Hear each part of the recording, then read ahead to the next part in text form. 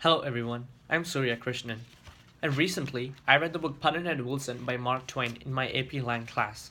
And today I'd like to talk about racism and its socioeconomic consequences on the 21st century society.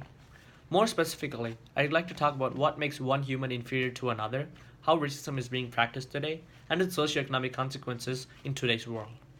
To understand this complex topic of racism, we need to be able to define the term. Oxford English Dictionary defines racism as a belief that one racial or ethnic group is superior to another. This idea that one group of people are superior to another is conveyed in this book by Mark Twain. In one instance, when Tom, who is naturally a black person but is raised as a white person, is accused of being a coward because he did not fight back when one of the twins in the book hits him, his mom reprimands him by saying, "It's the nigger in you. That's what it is." By saying this, she's essentially saying that Tom did not have the courage to fight back one of the twins because of his black heritage.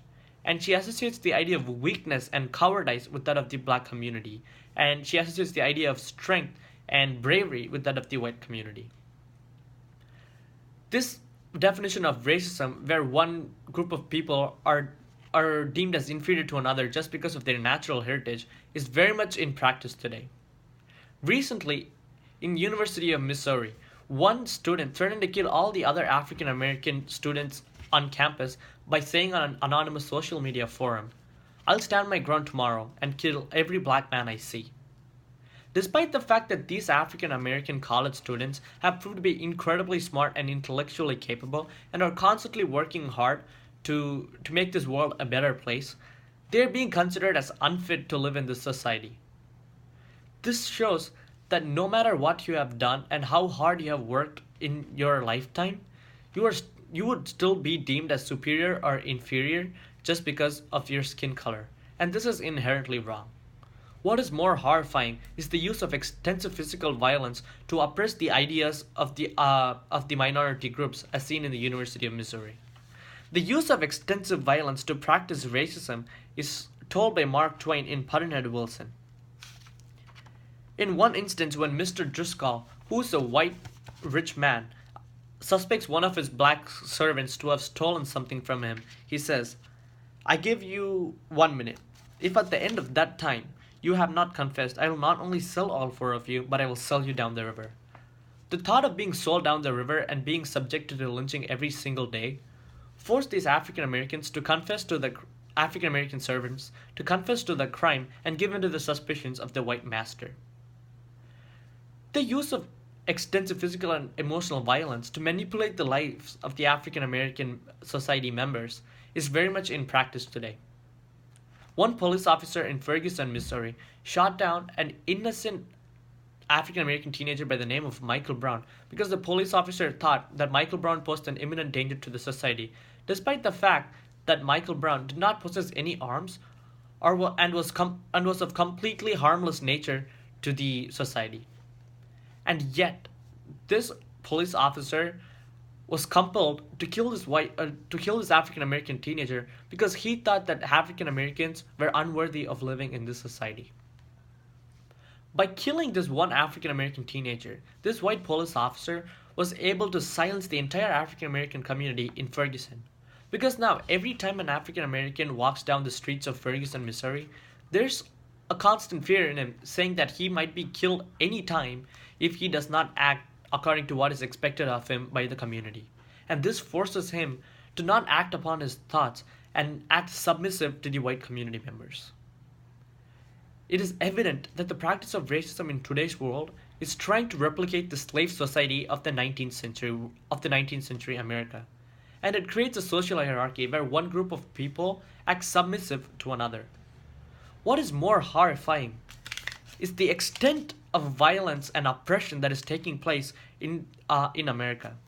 In Ferguson, Missouri, 86% of police stops, 92% of police searches, and 93% of police arrests are that of black community members, despite the fact that white people carry more contraband. This unequal treatment of Americans and this unequal treatment of people is also seen in Pudd'nhead Wilson, when Tom gets away with hitting Chambers all the time, but when Chambers tries to defend himself and hits back Tom, he gets reprimanded. And this is the situation that African Americans are in today. They're constantly being hit by the white community and by the members that surround them in the society. And when they try to get back and defend themselves and fight for their life, they get oppressed. And we have to change this because in this land of opportunities, we are alienating one group of people and are not giving them any opportunities to climb out of the intolerable conditions that they live in today. And these inhumane and intolerable actions of racism do not go without consequences. Racism threatens to divide the unified nation of America into two different sections, and where these two sections do not trust each other. This threatens to create a volatile society where people are willing to fight and kill each other for a cause that is unworthy. This split in America is most evident in the economic section. The median household wealth of an African American family is $6,446, while that of a white family is $91,405. Poverty is 3 times as high in African American community as it is in the white community. There is a huge disparity between the living conditions of the African Americans and that of the white community, and we have to change this because because racism threatens to violate the ideals of freedom, liberty, and equality, all of which are ideals that this country is found upon. And we have to reduce racism to protect this country and make sure that this country stays a unified nation. We all can reduce the practice of racism by taking part in online campaigns such as hashtag Black Lives Matter, or just by being accepting of people in our surroundings.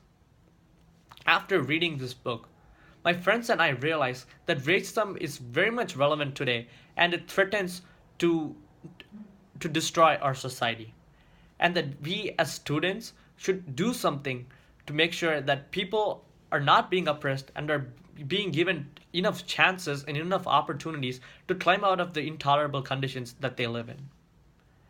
And every one of us can simply do that by being accepting of people who belong to different backgrounds.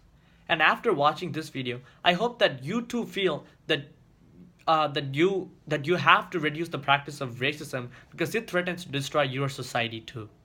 And you can do that by simply being accepting of people belonging to various backgrounds in your neighborhood. Thanks for watching this video and have a nice day.